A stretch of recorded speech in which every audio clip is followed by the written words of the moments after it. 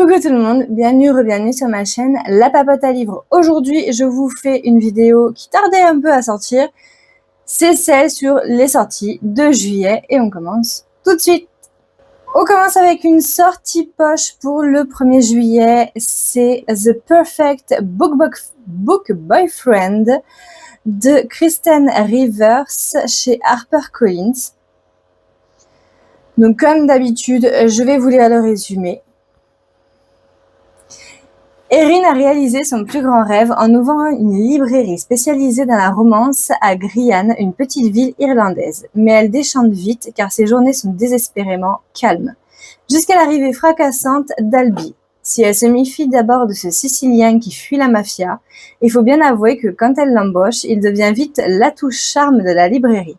En effet, sur les réseaux et aux yeux des lectrices, il est l'incarnation même du Perfect Book Boyfriend, avec son sourire si irrésistible et exaspérant. Ok, la chimie est indéniable entre eux, mais Erin n'oublie pas que le parfait petit ami n'existe que dans les livres.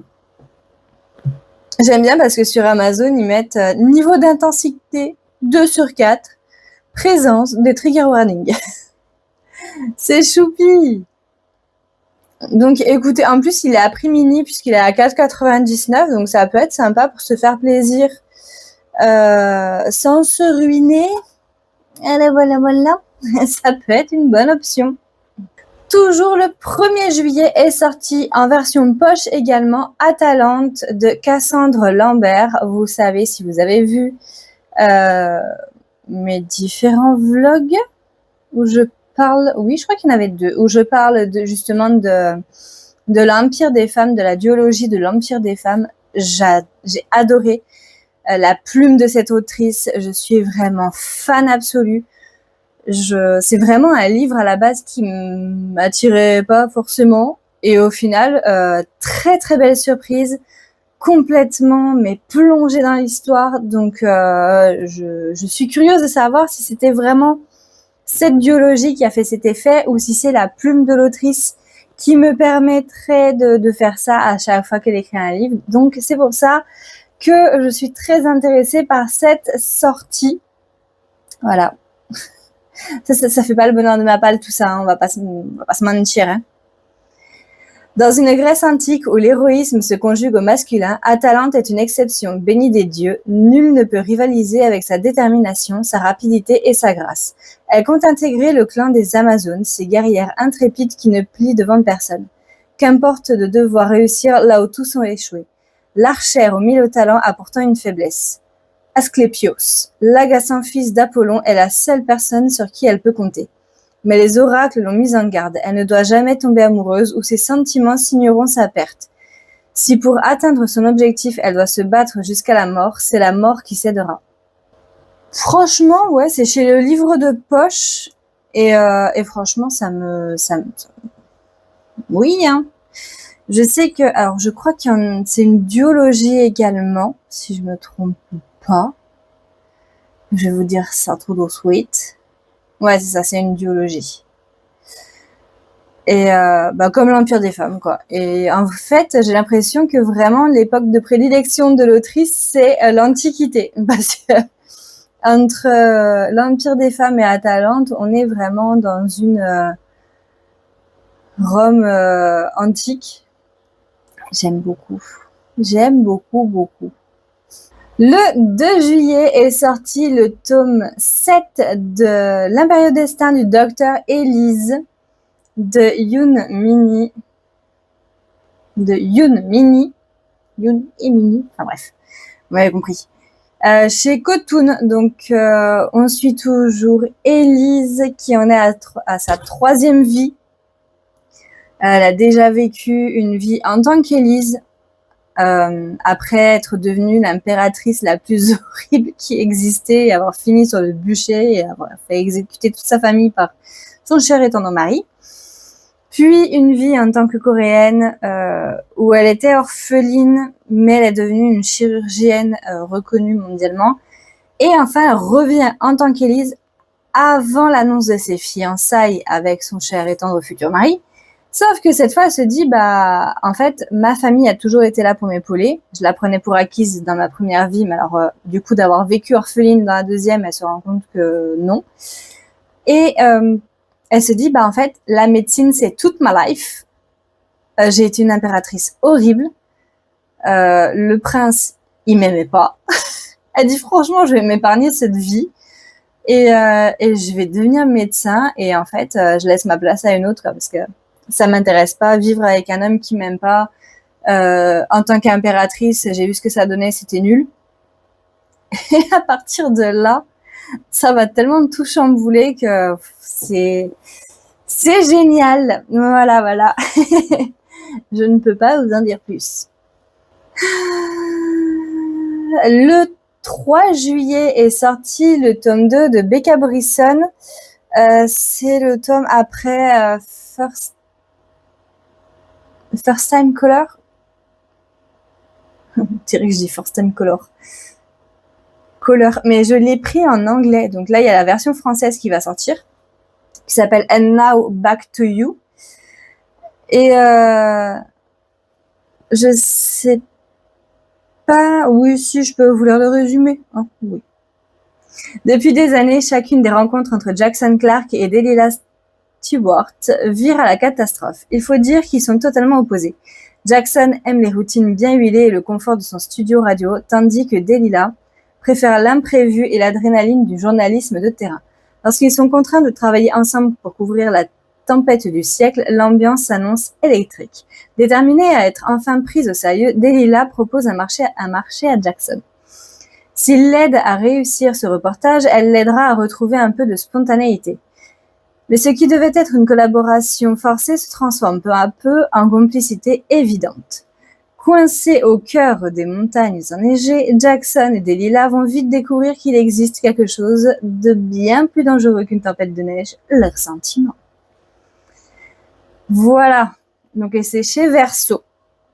Donc j'ai pas encore lu mon tome 1 en anglais, mais je pense que ça se fera dans l'été, parce que je suis vraiment curieuse de le lire, et je pense que si ça me plaît, je prendrai le deuxième également en anglais, pour vraiment avoir la continuité.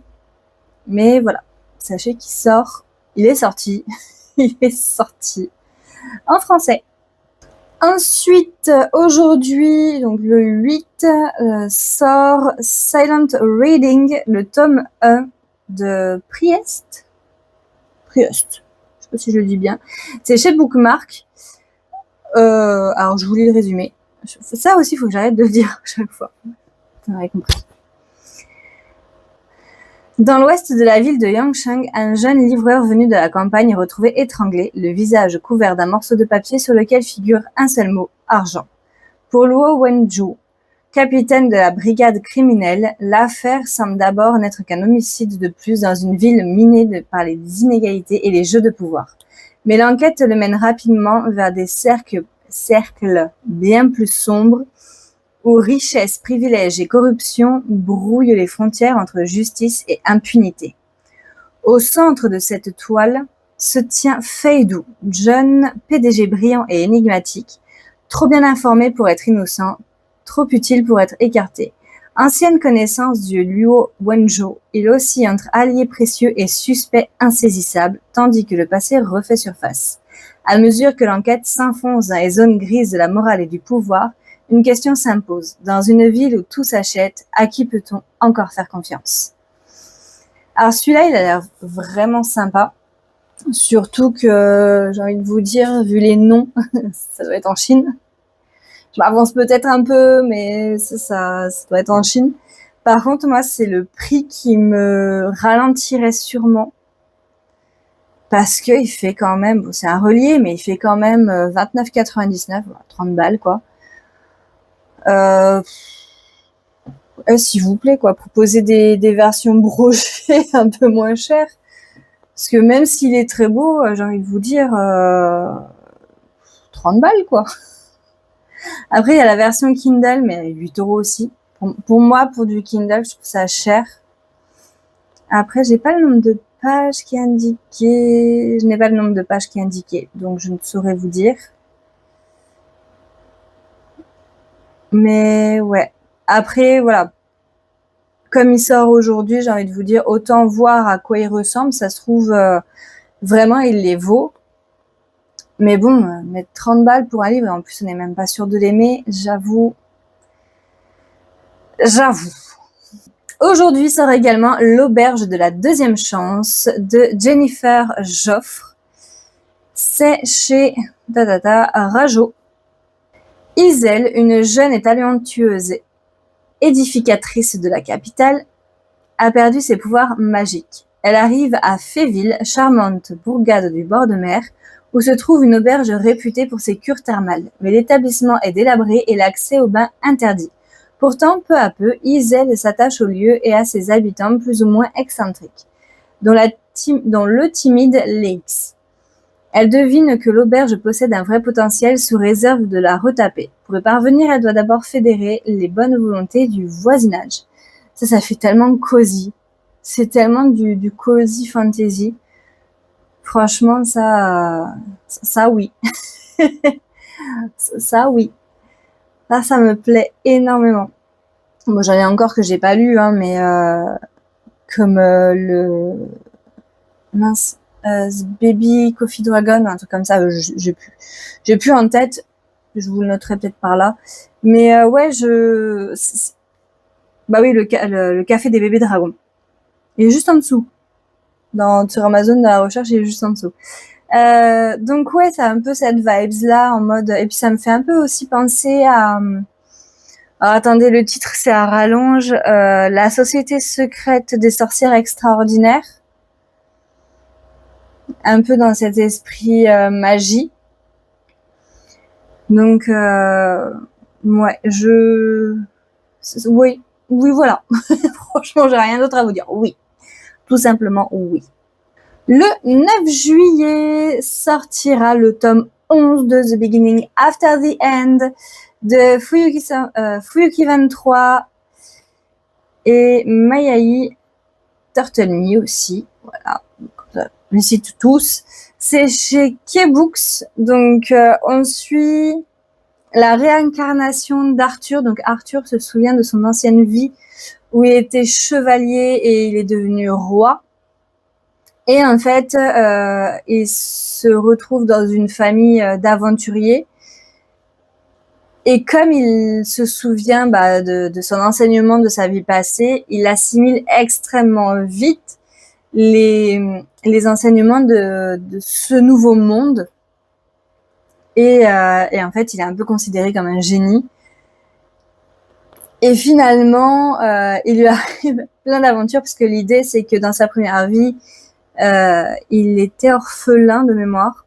Et là, il se retrouve avec des parents. Plus tard, il va se retrouver avec une petite sœur ou un petit frère, je sais plus. Une petite sœur.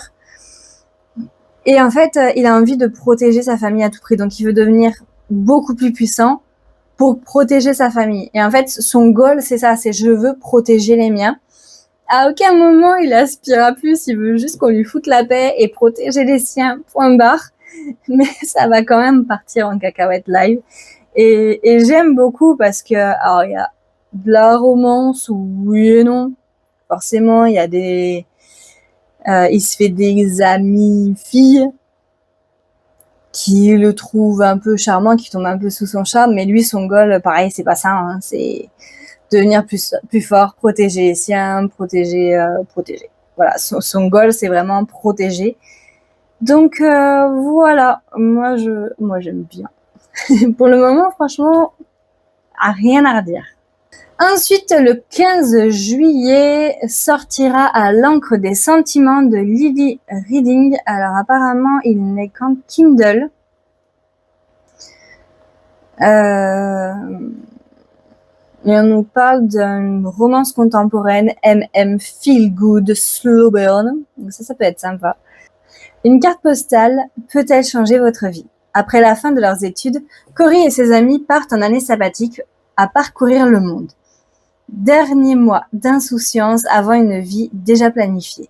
En feuilletant un livre laissé dans un hôtel, Cory tombe sur une carte postale signée d'un simple vol après vol et proposant quelques conseils voyage.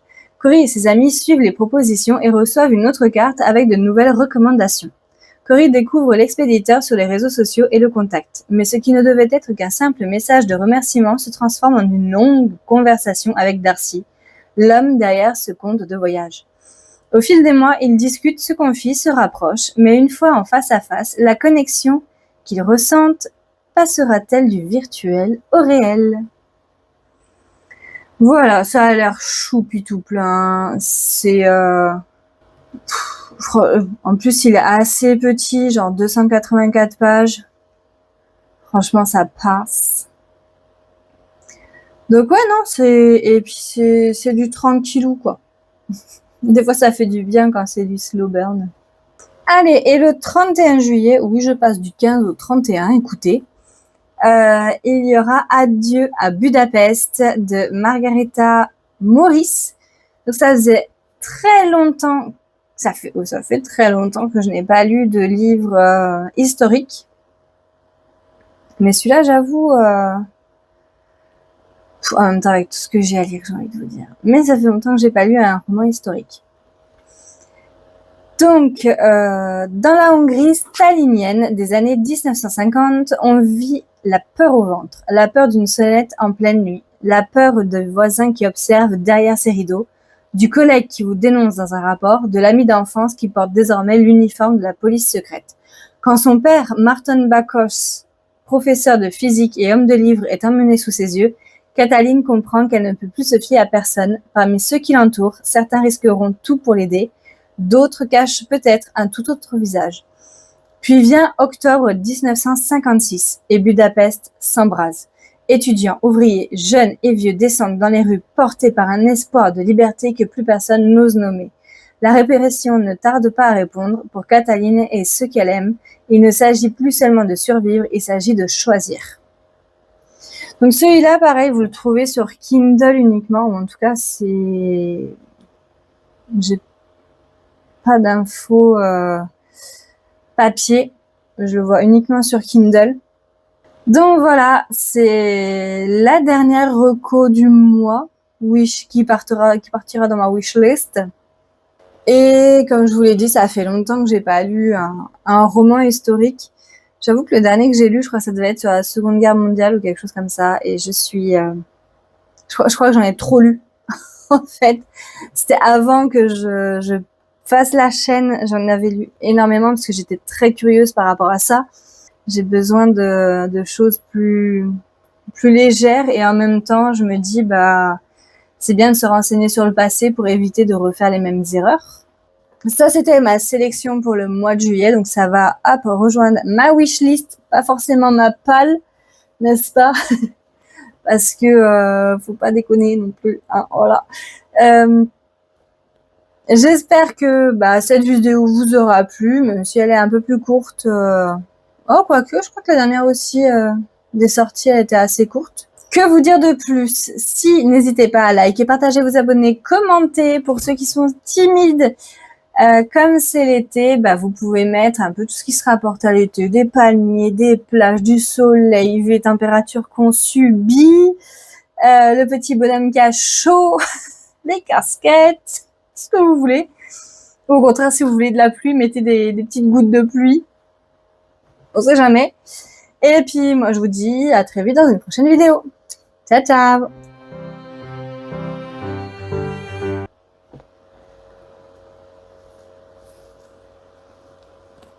Hop. On dirait un gangster des années 90.